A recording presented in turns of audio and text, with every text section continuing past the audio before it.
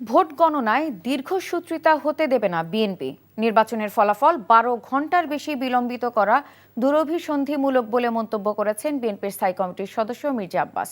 রাজধানীর নয়াপল্টনে বেগম খালেদা জিয়ার মাগফিরাত কামনায় মোনাজাতে অংশ নিয়ে এমন মন্তব্য করেন তিনি বলেন, নির্বাচন কমিশন ও সরকারে ঘাপটি মেরে আছে ষড়যন্ত্রকারীরা, যারা নির্বাচন বানচাল ও বিতর্কিত করতে চায় বলেই ভোটের ফলাফল ঘোষণা বিলম্বিত করতে চায়।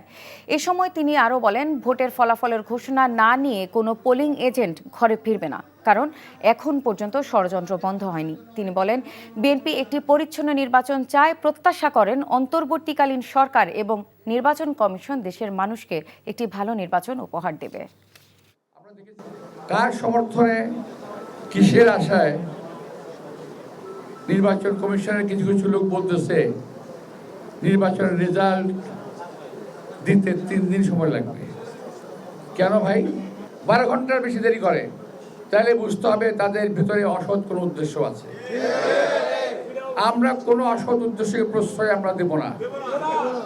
দরকার পড়লে নির্বাচনের আগেই আমরা আন্দোলন গড়ে তুলব।